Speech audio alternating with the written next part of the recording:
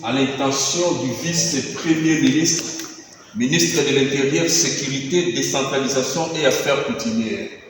Nous, députés provinciaux du Kwilu, réunis ce jour au siège de notre Assemblée provinciale, déclarons ce qui suit.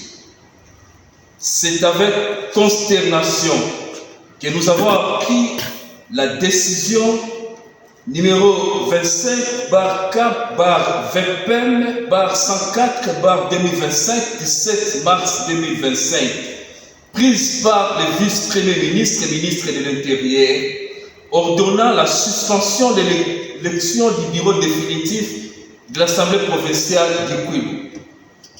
Faisons savoir à l'opinion que l'Assemblée provinciale du Kwilu est le seul organe délibérant de la République démocratique du Congo en souffrance parce qu'il a à sa tête un bureau provisoire inamovible depuis plus d'une année sans raison valable.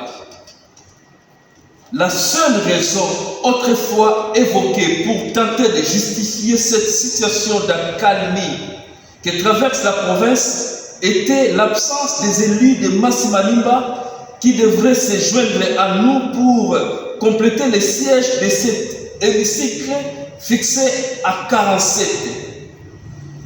Rappelons que l'élection du bureau définitif d'une assemblée provinciale ne dépend nullement de la volonté ou caprice de la CENI, celle-ci étant une question d'organisation interne. Exigeons le respect du sacré principe de l'indépendance des pouvoirs reconnus au pouvoir législatif dont l'Assemblée provinciale du Kwilu fait partie de ce qui précède.